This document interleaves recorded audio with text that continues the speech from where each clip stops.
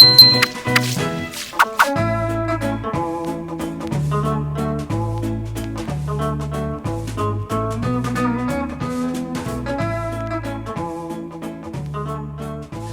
right, welcome back, everybody, to the next episode of Muskoka Bros podcast. This is episode number 5, and we're coming at you just the day after the Outdoor Adventure Show in Mississauga, and it was a great time. We got to just meet a whole bunch of new people, some people we've followed on social for a long time that you get a different perspective of them when you get to meet them in real life. So that was a huge positive of this weekend, just getting to meet these people in real life and interact, with them face to face was it was fun, and it was good to get to know them in a new way. So with that being said, let's jump into our This Week in Wildness segment. This is going to be a little bit different this time because for the first time ever in the history of this podcast, all 3 Muskoka Bros are in the room at the same time. So what up? Yeah, dude. we're each going to take a segment here, and I just wanted to start off This Week in Wildness by shouting out Maple Made Bucksaws. They make these really awesome bucksaws out of Calgary, Alberta. They're based out of Calgary, and follow them on Instagram because you just have a look at some of the pictures and they're absolutely stunning. The quality is very clearly there, and you just can't beat it. So give them a follow on Instagram, check out the stuff, and if you're really feeling it, then go ahead and just buy a saw. You won't regret that for sure. So I'm gonna throw it on over to Matt for his This Week in Wildness segment. Well, hey guys, it's good to be here, and it's good to be part of the trio again. Like Dilly said, this is our first time doing it together, so here we go. So somebody new that I have just started to follow in the last couple of weeks is a guy named Wooded Beardsman, and I said that right. It's not the Bearded Woodsman, it's the Wooded Beardsman. It's a bit of a play on words, and based on his videos, he seems like a pretty funny guy. He is out of London, Ontario area, which is the southwest corner of Ontario, and he does a ton of videos, and he kind of crosses a lot of genres. He has built a cabin. I'm not sure whose property it is. I'm assuming it's his property, but he's built a cabin, and it actually kind of looks more like a house than a tiny house than anything. Kind of not like the Sean James My Self-Reliance cabin, more of like a construction type house cabin. And that's really cool. But he does even videos building permanent shelters, kind of sort of classic Joe Robinette, where he'd go out and build a permanent shelter that he can come back to. This guy does that. But he also does, and the reason why I've kind of found him is he hunts as well, and he traps. So he actually does videos where he will go check his trap line, and then if there's something like, say there's even a rabbit in the trap line, he'll actually skin it, tan it, and then he actually cooks the rabbit over the fire. So I think that's really cool. On Insta, he's only got 6,000 followers, which is not a small amount, but if you go over to YouTube, Wooded Beardsman, he has 910,000 subs. Wow. So this guy is rounding the corner on 1 million subs. So he is the real deal, and he's a family man. He's got his wife and his kids are in some videos, and he's just really easy to watch. Yeah, that's awesome. It is crazy sometimes you see people with this huge YouTube subscriber amount, and it doesn't translate over to Instagram for some reason, even though like he's got good stuff on Instagram too. I was just looking at your phone as you were flipping through some photos there, and yeah, it's strange. Like he's, like you said, the real deal. Tons of followers on YouTube, but maybe he's just not trying to promote the Instagram as hard or whatever. But yeah, that stuff is definitely right up our alley. That's a great shout out for this segment for sure. So with that, we'll go over to Dave's. Hey guys. So I've been busy the last since Mew Lake, just editing everything and getting things going on social media. I've had a burst of energy, so that's why you're seeing a lot more content.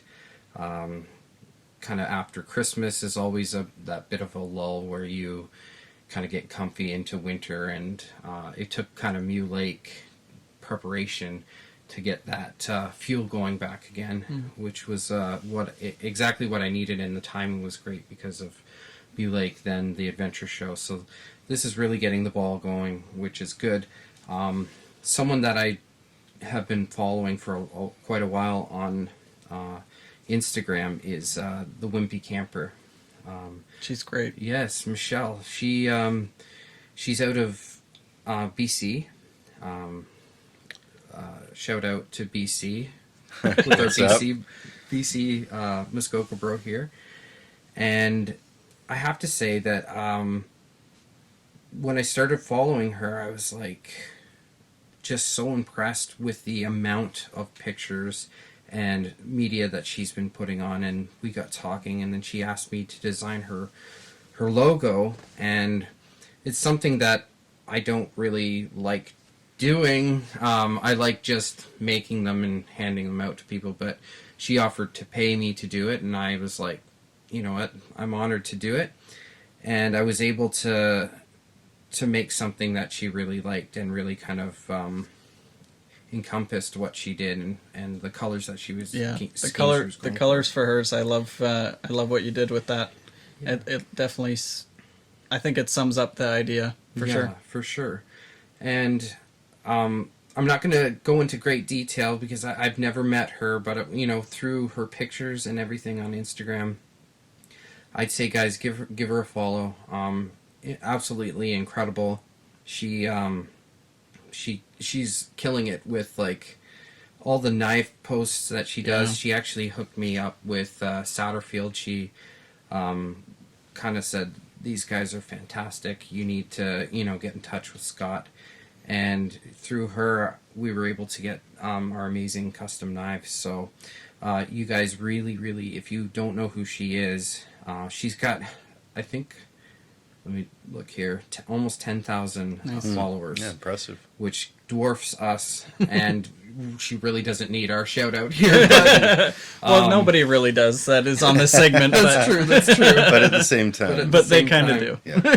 Yeah, and you've made it when you get the This Week in Wildness shout out. So exactly. Congratulations, everybody. You're welcome, Wimpy. Congratulations, Joe Robinette, in the first episode. You've made it. You've made it, bud. Yeah. So, yeah. Again, really, really love her pics. She really has an eye for this stuff, and what was the one story that I had in my head? I'm totally blanking. I'll save it for another time, I guess. But yeah, check her out, and a lot of her stuff is amazing. Her pics are great, and there's no pics of her, so I don't even know who. Like, she could be like this 67-year-old lady. She's just catfishing everybody. Just kidding. Exactly. So, no, I will say, like, for her stuff, it's great, and like she posted a little while ago that she was sharpening her knives, and that's what inspired me to make my own, which ironically then betrayed me at the Outdoor Adventure Show, which I'll talk about when we get into the meat of it. But her stuff is inspiring for sure. It's and the hookup with Satterfield that you mentioned as well. It reminded me of at the show we're walking around, and everybody who had a Satterfield knife or seen one saw it like strapped to the hip, and they're just like, is that a Satterfield? So it's cool because Satterfield, just shout out to Satterfield, clearly has a very distinct aesthetic, and for sure people notice it for sure. So yeah, I can't say enough good things about him. I love that knife. For sure.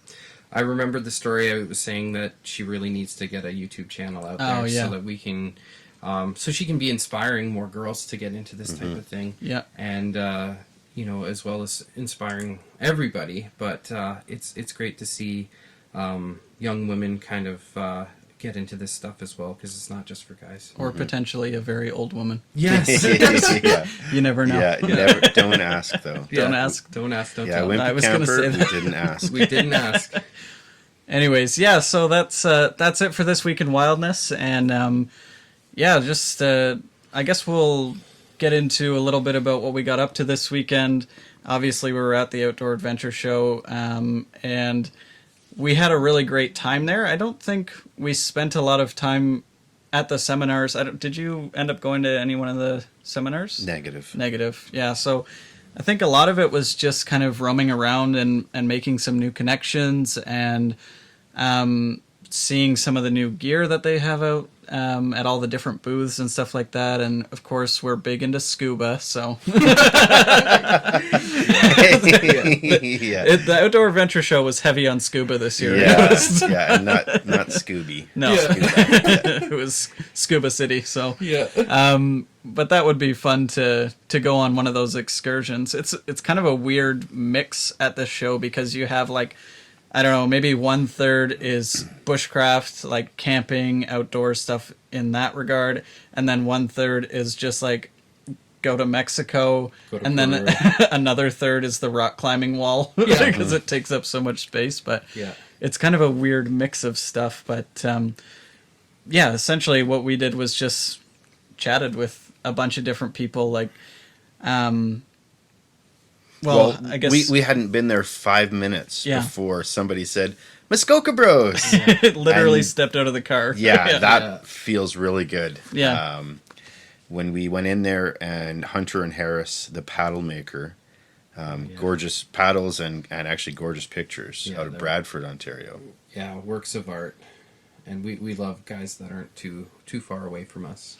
Yeah, keep it local. Yeah, keep it local. Yeah, but his stuff is eye-catching for sure. It has like the multicolored woods, and they just stand out. I hadn't seen a paddle that looked like that. He was like, and then I think a lot of people have kind of posed that thing, but I think from what I've seen, he's the first that I've seen of that type of looking paddle, and it just stands out. Unique. Yeah, so our goal this weekend was to make connections, and with that we decided that we'd throw a little tailgate party at lunchtime. So David, could you just kind of explain all the planning and the thought process behind it that went into that, and then kind of after that we'll talk about just Matt, you were getting a bunch of messages leading up to it. It's like every day it was like, oh, this person's coming now. So like just some of the planning that you had to do to coordinate that. To plan for something like this, you don't know whether you're going to get 5 people or 100 people, especially when you're talking about free food. And plus, we don't know the rules about tailgating, and well, maybe we do. It was a bit of a gray area, and we kind of were like, it's easier to ask forgiveness than permission, so we just went with the idea that we were just going to cook up a lunch on the back of the tailgate, and whoever shows up. And like planning it was hard because you put it out there, and then all of a sudden, Swift Canoe and Kayak, they were like, they were like, well, we'll post something for you, and then all of a sudden it was like, oh, and then someone else retweets that, and then Maple Maid did a thing for us, and Wimpy Camper did a shout out for it too, and then all of a sudden I was like, Matt and I were like, do we have enough stuff here? Do we have enough? Yeah, so, like 1 pack of dogs. Yeah. Should we get 2? Juicy Jumbos. Yeah. No big deal. Matt had a really good winter. Yeah. Yeah, he was buying hot dogs like crazy. Hot Dog City. Yeah, Hot Dog City, Jake. So, so like my wife and my sister kind of were like making fun of us, and they were like, good luck, and we kept saying, you should come and help set up. And, basically do maybe it for do us. it. Yeah. But we weren't able to get away with that. And you know what, I think it was good for us to kind of struggle. But as far as planning, I had more stress planning the trip to Mule Lake than I did for this tailgater, you know? But like the day before, we didn't even have a barbecue or anything kind of lined up, and all of a sudden, Dan, he is a wonderful guy that goes to our church, and he's a big supporter of us, and he is totally into the canoeist culture, and he usually goes on the Sunday to the outdoor adventure show, but because we were there, he wanted to support us and kind of show us love that way. And it's always great when there's an actual adult there. Yeah.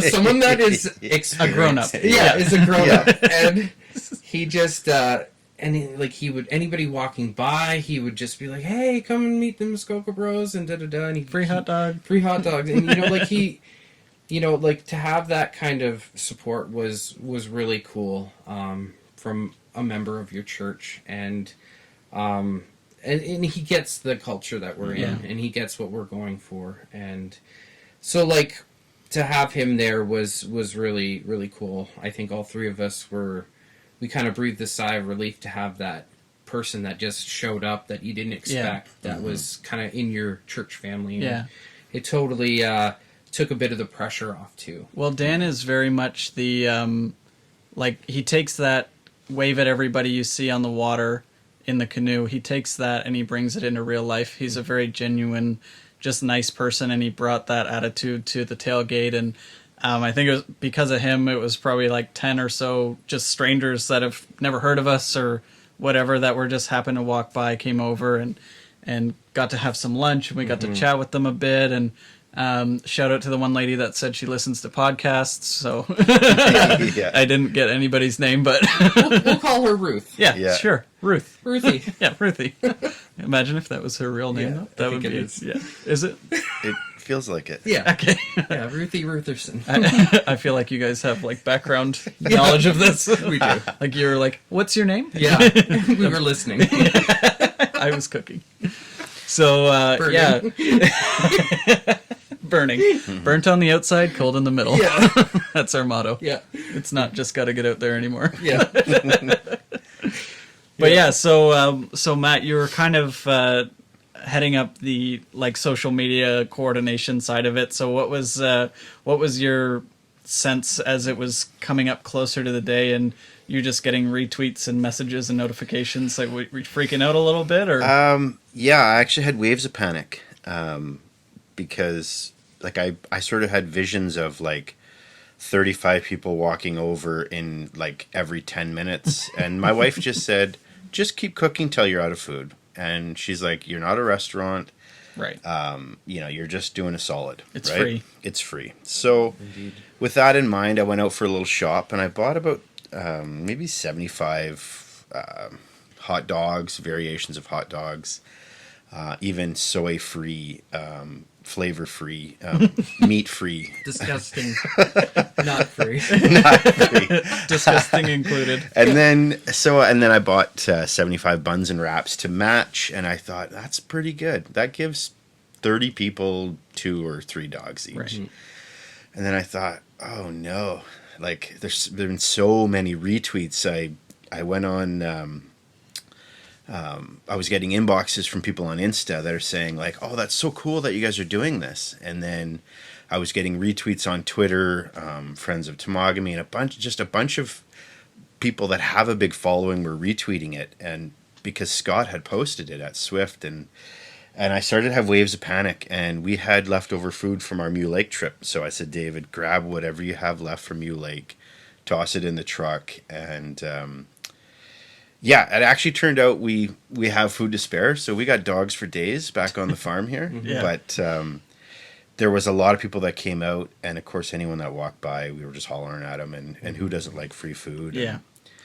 Yeah. Well, I especially liked the group message going back and forth because David and Matt live next door to each other on the same farm, so they're Facebook messaging each other back and forth, and they're like, you have this? Yeah, I've got that. Do you have this? Yeah, I've got that. Can you go get this? And I'm just there watching this, and I'm like, cool, they haven't asked me to do anything. This is excellent. Yeah. So it's a very stress-free experience for me. Yeah. The thing I was most worried about was that we were going to be there, we were going to be making some dogs, and just the police show up, and they're shutting us down or whatever. And that kind of would have been a total power move, though, to just get kicked out of the adventure show. It would have been like the Beatles getting shut down on top of the roof of Abbey Road. I was considering just calling 911 myself and being like, these guys are throwing There's an illegal studs barbecuing. yeah, there's 3 total studs just barbecuing. Gorgeous men, all 3 of them. Hashtag. Hashtag studs. One has a splinter in its nail. Oh yeah, so that was my part of the story. Your helpfulness. So generally, I'm kind of known as the most helpful guy in the group. So You sure are, Dylan. We the love most you. well prepared. And so, anyways, it's about maybe 5 or 10 minutes before 12, which is when we've told everybody to show up, and David is absolutely in full tilt panic mode and running around just trying to get everything set up. Just doing the work. Just doing all the work. Everything. And but not asking for help. And so it worked out too. The car parked just beside us was some like Little hatchback. like Impreza. half-sized car that Who cares? that pulled all the way forward in their lane. So we were able to hide a table there and set up all the snacks and stuff on that. And so just before I'm going to start helping, I reach my hand into my backpack because I'm like, we're going to have, all these big-time players coming to hang out with us for lunch. I got to be representing my Satterfield knife. So I reach into my bag to grab it and feel just some really disgusting feeling on my finger. And I'm like, ooh, that's probably just my knife that came out of the sheath and I've sliced it. But it was much worse, and actually, it wasn't much worse than that. But that homemade strop that I had made, just a piece of leather glued onto a wooden handle that I carved but never sanded or anything. So there's splinters sticking out all over it. But anyways, put my hand in and got a splinter right in between my fingernail and my finger, all the way down to the cuticle, and it's probably like an eighth of an inch wide. And I'm like, hey, does anybody have like tweezers in their EDC? And they're both like, why? And also, why? This is really inconvenient because we're trying to set up. And they're basically just shutting me out. And I'm like, I'm helping. I'm like, guys. And so I show David, and he's like, why? Why did you do that? It was like having Ralph Wiggum with us. Yeah. I'm in danger.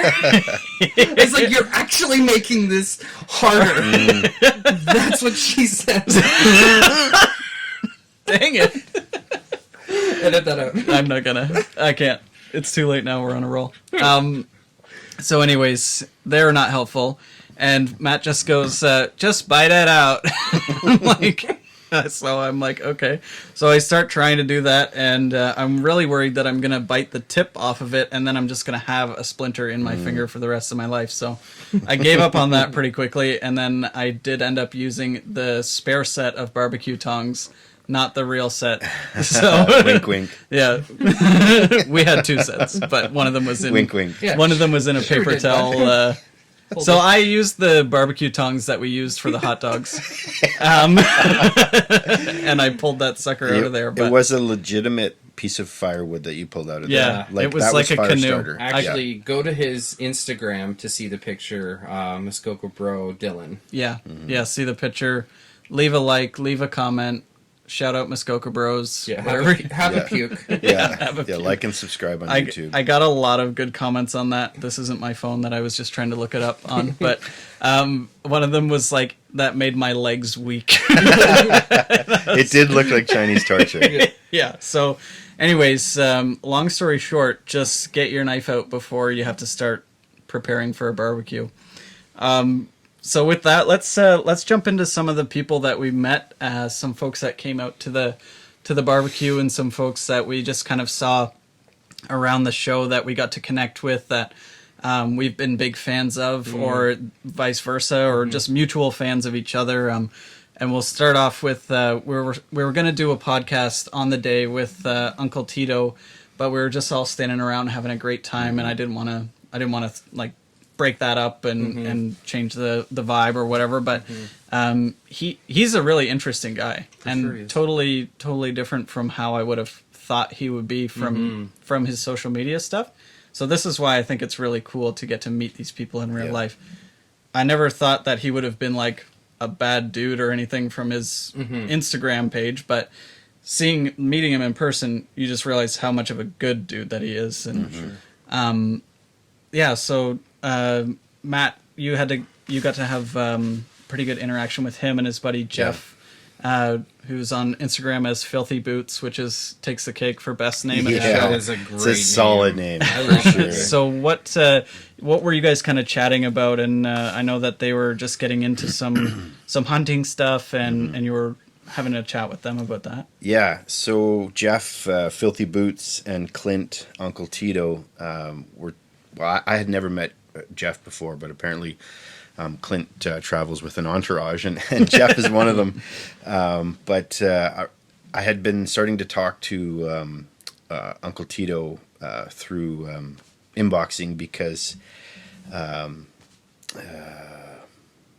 who's the guy in Texas making Meandering Maker. Meandering Maker. Yeah, shout out Meandering Maker.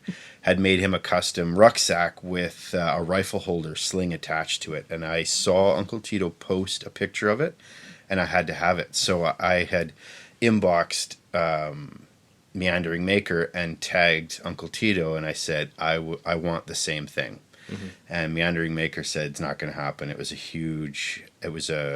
difficult to do, and Clint is going to have the only one ever. Wow. So that started Clint and I talking back and forth. We'll see. Yeah, Power move that's from true. Meandering Maker, though. For sure. For sure, Meandering Maker. I can still see him making me that. So. Yeah. We're kind of a big deal.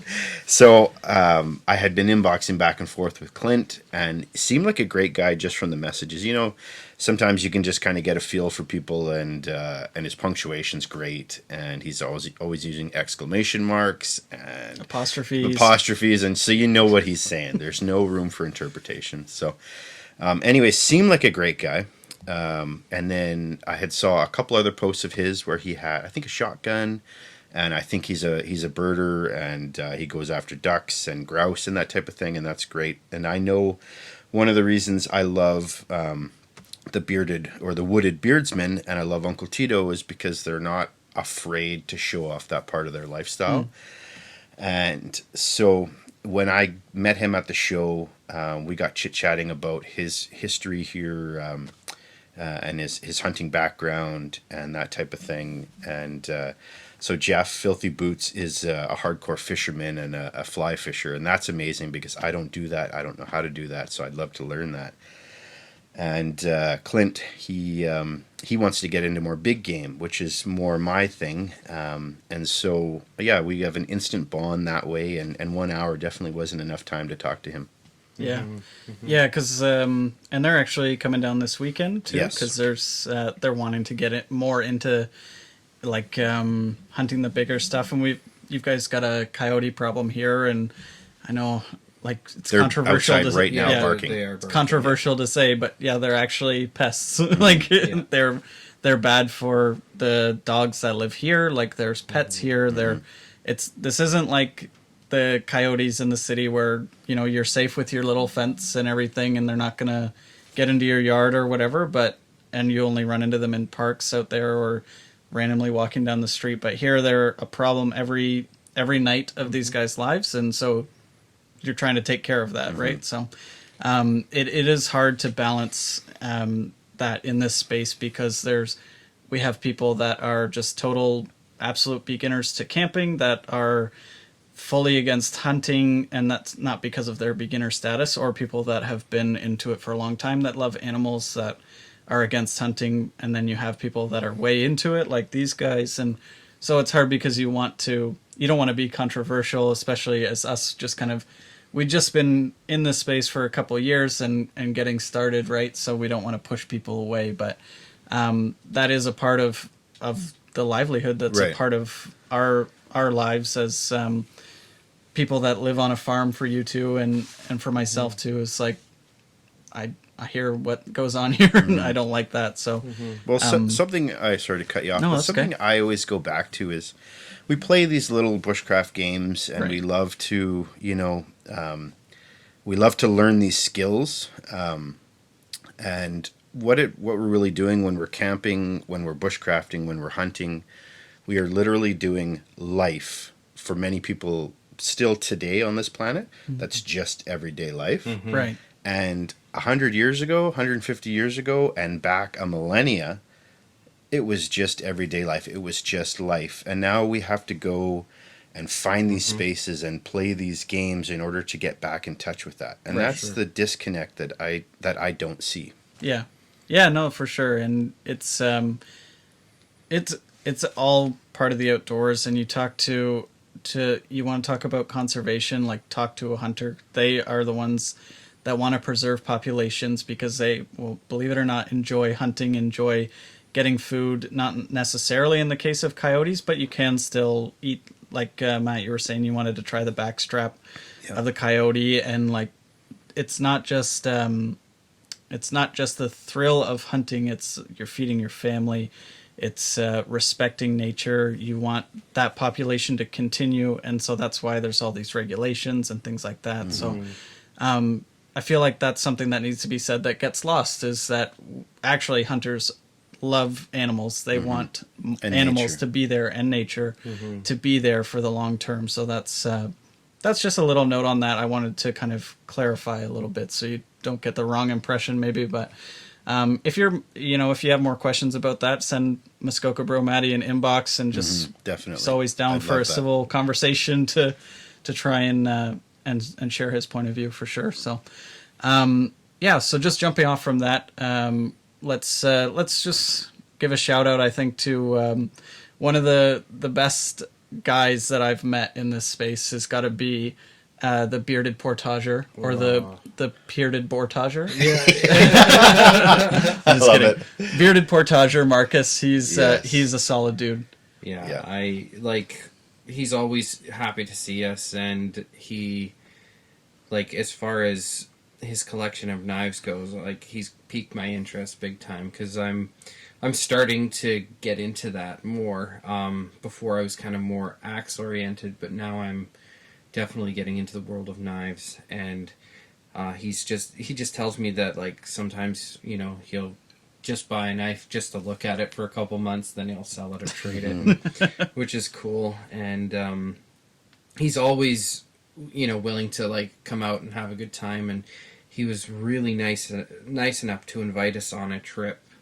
About a month ago, we were supposed to meet up with someone else, a big YouTube star, but it fell through at the last minute due to family issues. But that trip never got underway. We had the backup plan of going to Temagami with Marcus and Uncle Tito, but it just turned out to be like Matt's mom was here from BC, so he already was negotiating time that way.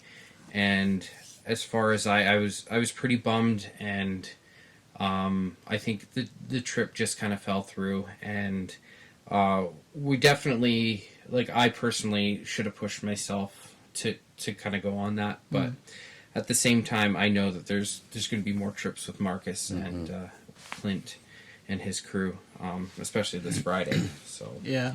Just on that note of the canceled trip, and maybe maybe this is everything happens for a reason sort of thing. But David and I ended up going out into the back forest there, and just realized how woefully unprepared, at least I was, but for sure we both in our own ways were completely unprepared for the level of winter camping that we would have been doing for sure either way, right? Like, okay, so that's true. I showed up to David's place, didn't have a coat. So that's... I'm not surprised. I'm not surprised either, but I'm disappointed in myself. Like, I need to be better than not having a coat for winter camping. So it sucked to have the plans fall through, and it sucked to not go to Temagami with those guys, because they're all great guys. But ultimately, I'm glad that I didn't end up just going out there and then dying. Because we were going to go way up north. Because I can barely even reach into my bag without hurting myself. So that is true. So I think this winter has been really a cool experience for me, though, because I've never done anything like cold camping wise, except the the last thing that we did was in early spring. We went out in David's hot tent and we just bungled it completely then. So I learned from that, and we did a really good setup with the hot tent this time.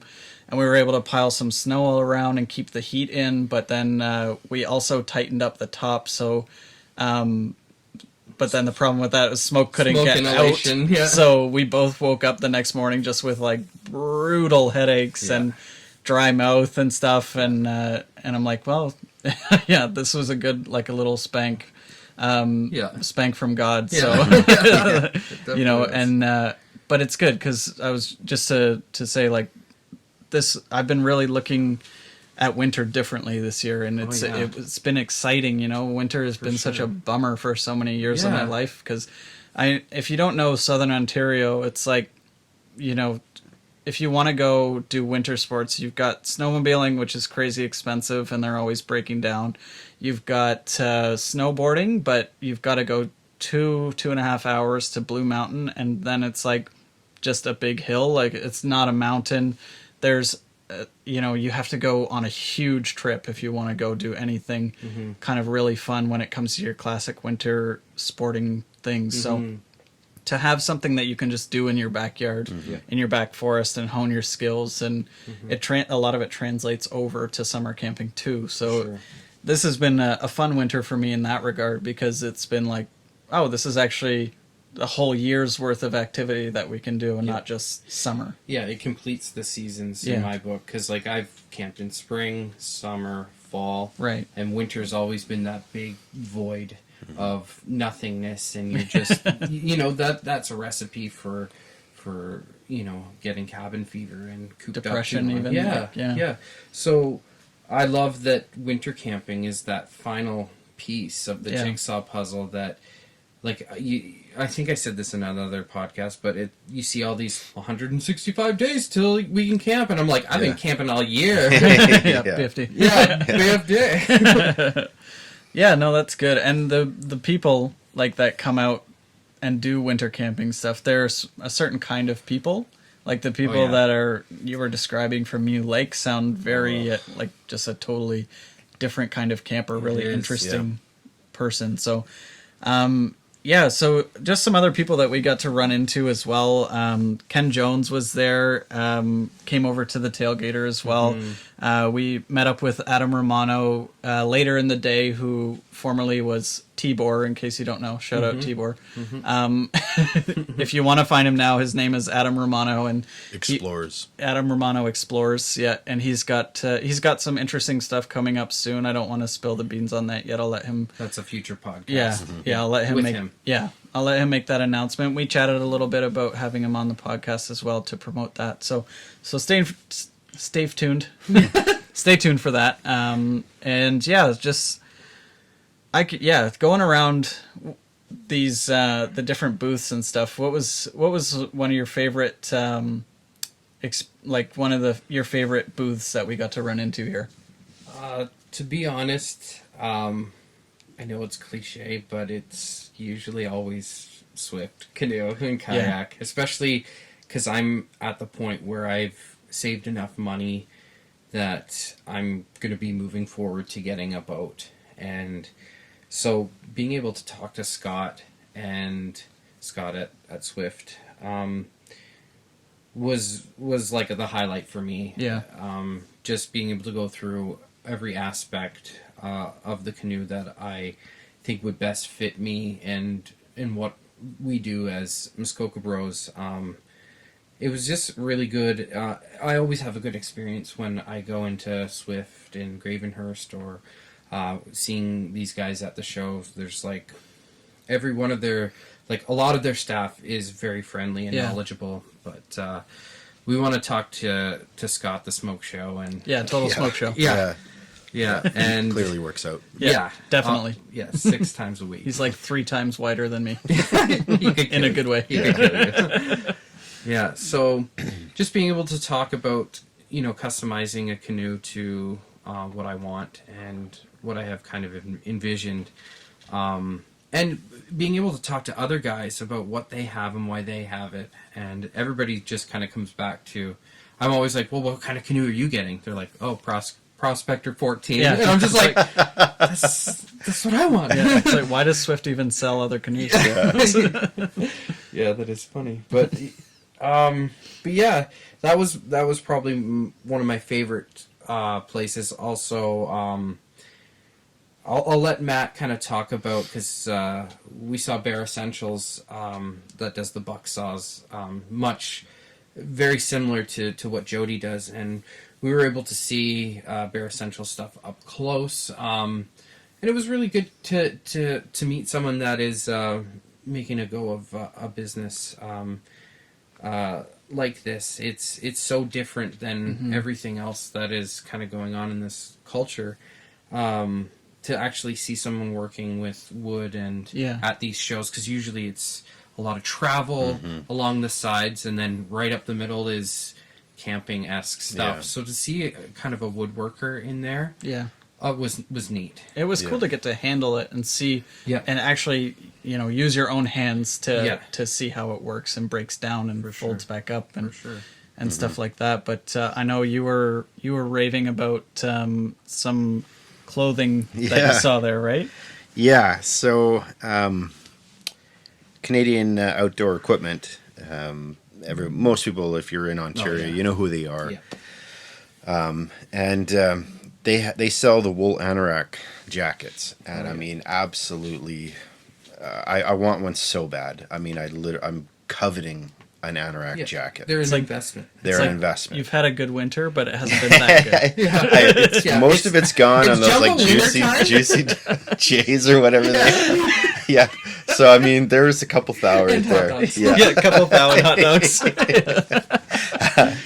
But I want one real bad. This was actually, we had a couple trips, planned this year, and one of them, like we said, fell through. And maybe it's good that it fell through, because we were going to go way up north, and it could have been super cold. Yeah. But I don't have a good winter jacket. I had a North Face jacket for like 15 years, and it bit the dust finally. Like literally all the zippers stopped working. So I'm wearing like a $50 Costco, quote unquote, down jacket, and it's 3 sweaters underneath. Yeah, with 3 sweaters underneath, and it ain't warm. So I want an anorak really bad, and the one that I want is $400, and so that's one of those things with my budget. That's something I'd have to plan for, right? And I'm willing to do it, but not spur of the moment. No. So I found this other kind of knockoff place, and they were selling anorak jackets. Now they were not wool. But they were kind of a windbreaker-ish look to them. They were made out of hemp, which was really cool, and they said it had a lot of breathability. And they were about $125, and I almost pulled the trigger on that, but I thought, you know what, it's just going to be one more jacket. I have so many mid-layer jackets. But back to Bear Essentials, I had never really used a bucksaw before. David has a couple Agawa Canyon, the Boreal 21s, and then Marcus, the bearded portager there, he has one. I think it was his grandpa's, and so it was, it's for nostalgia reasons he carries that one around. But I could not believe how light these bucksaws were. It was mahogany and black walnut, and the weight on them and the quality, it's there. They were beautiful. And DJ is running a small business, which I can appreciate. I run a small business. So those were beautiful. And so there was so much stuff. It's a candy store there. Yeah. But you got to go in with, you got to be really focused when you go in there. And if I can't leave with that wool anorak, then I just wasn't leaving with anything. But I bought a map book of northeastern Ontario that shows Crown Land. That's what I left with, $35. A worthy investment for sure. For sure. I really liked just meeting up with the Quick Wick guys. Yeah. After we were done at Swift, we just kind of hung a right, and we were just heading down and walking past. We were just looking the other way, and they're like, Muskoka Bros. And I'm like, man, we're famous. It's like Muskoka Bros left and right over here. Yeah, snapping necks. Yeah, just... We're like, we're all married, okay? It's cool it, Quick Wick. I'm just kidding. I'm kidding. They're two guys. Don't cool it, Quick Wick. You guys are awesome. I absolutely love Quick Wicks so much, and getting to talk to them, they're great guys. They're out of London, Ontario, I believe they said, right? And they're just like, those fire starters are the best. The best. They're the absolute best, and if they weren't a fire starter, they would be the best smelling candle I ever had. I wish they should make candles as well, just for fun. Oh yeah. Now, how many did they say that they made, like, an hour? An hour, they make 10,000 of them an hour. One guy. One guy makes Yeah. 10,000. Yeah, so they're... I can't make anything. I couldn't In that light mountains. 10,000. Yeah, that's actually true. Yeah. I bet you we should do a challenge one day. Yeah. Quick, just send us 10,000. 10,000. We'll see if we can light 10,000 in an hour. Oh, that would be a disaster. Yeah, that would be. Or Yeah. you'll That be sounds like amazed. a Mr. Beast challenge. Yeah, it does. We filled this pool with Quick Wicks. Can we start 10,000? We're going to boil the water. It's not full of water. Oh, It's empty. well, they could. Anyways, I really like Quick Wicks. I was just telling them, I used to have a wood stove at my old house, and I'd wake up in the morning and wouldn't feel like dealing with getting the fire re-going, so I'd just throw 2 full logs in and just put a Quick Wick in, and that was that. It's just that easy. So if you need fire starters for bushcraft, or if you've got a wood stove, if you've got whatever, and it can boil water in, if you just put it underneath a pot, it can boil, I think, a cup of water, 2 cups of water or something in like 8 minutes. So, and they last for half an hour. So you can boil your water and then start a fire after if you wanted to. But they were just really nice. I liked talking to those guys. And Bear Outdoors, that guy's really nice too. Mm-hmm. And yeah, the mahogany, I couldn't believe how light the mahogany one was. Yeah. And yeah, just what you said too, Dave, about like a cliche about Swift. But it's not really a cliche to, like, when that's your dream boat, for lack of a better word. Dream boat, total dream boat, just like Scott. Yeah. It's not a cliche to finally get to the point where you can see that dream becoming reality, and it's really exciting. And actually, I can't wait until like 6 years from now when I can afford one. That'll be my boat too, for sure, when I can finally get around to that. But Yeah, they'll probably have some other new invention of a canoe, and we'll be the old timers in the solo canoes. Exactly. And actually, Matt has he's got his canoe that he's gonna convert into a solo canoe. So that's a video that we should probably do in the spring. Yeah. A big YouTube video for us will be converting a tandem Swift Algonquin 15 into a proper solo. Yeah. Now, their concerns with that was that it's kind of wider in the middle. Yep.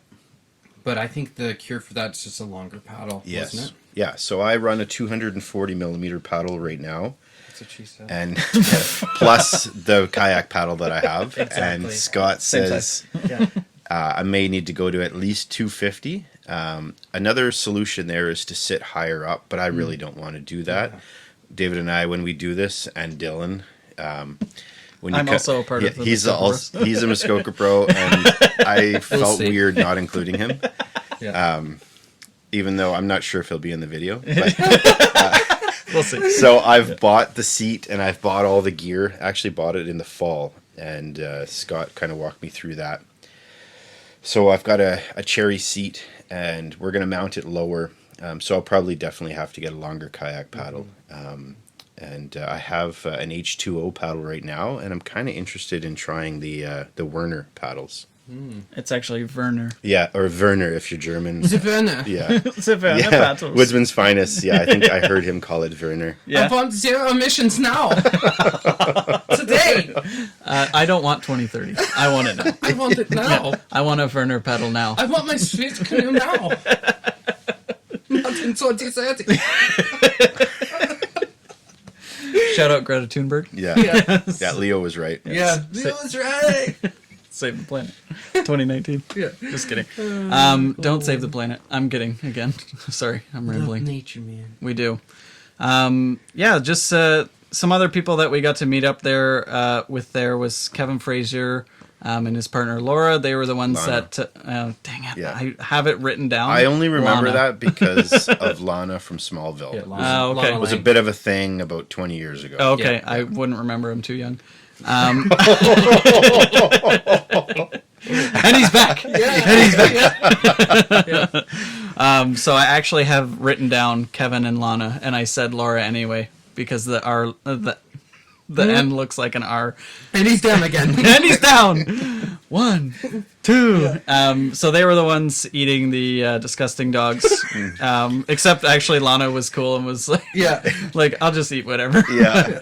But and then Kevin was also really kind and was. cooked his own Yeah, hot dogs because we I don't was wanna touch that I was disgusting. I was working the grill as I do, Yeah. and I'm just like can't. like this thing has to constantly be rolling or else. Yeah.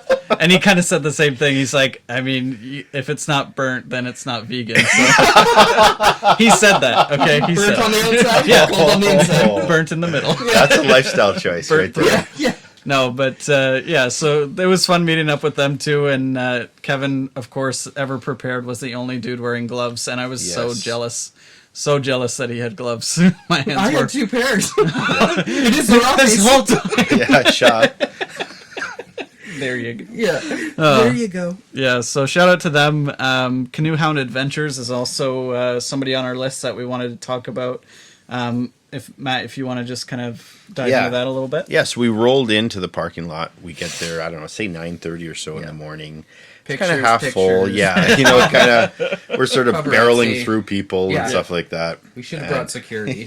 I can't believe we didn't. And we get out of the vehicle, kind of just lock the canopy or the cap door and kind of start walking. And this guy goes, he's like, you guys got to be part of a YouTube channel. And we're like, yeah, Muskoka Bros.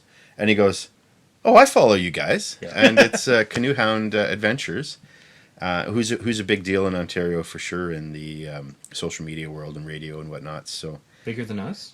I don't know. I'd have to pull up the account. Yeah. No. They've been around longer.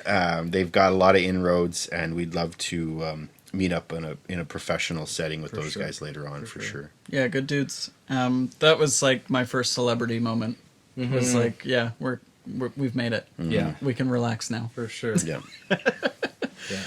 No, but yeah. So overall, like, it was so much fun just getting to meet up with these people, to see all the different vendors and stuff like that. Just you can tell that some of the guys that are there, they pour their entire heart and soul into their work, and it's inspiring. It's just beautiful to look at, and if you don't go in there focused, like Matt said, you could easily drop just like $2,000 in about 5 minutes, Yeah. right? Like it's between a jacket, an axe, and a knife, and then an Yeah. excursion to Mexico. You're like $4,000. But it's never a mistake buying Yeah. those things. Yeah, I agree. Like when you go to the dollar store, it's always a mistake. Yes. Getting stuff from there. Yeah, there's no good choices made at a dollar store. Yeah.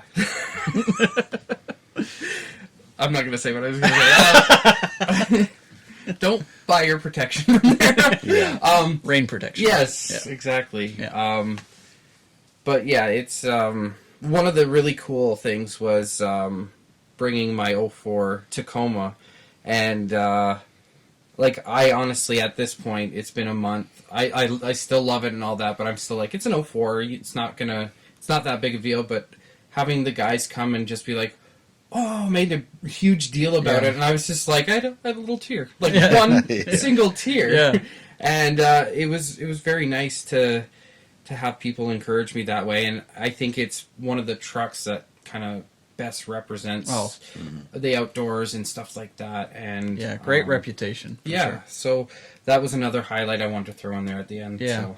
Okay, cool. Well, with that, we'll just wrap it up there. Thank you, everybody, so much for listening. Thanks for supporting the podcast. Thanks for supporting the YouTube channel, our Instagram page, Facebook, and, of course, our MySpace page. So just make sure that you guys share this with your friends, like and subscribe, and most of all, you just got to get out there. Thanks, Just got Matt. to get out there. Yep. And don't just stay in there.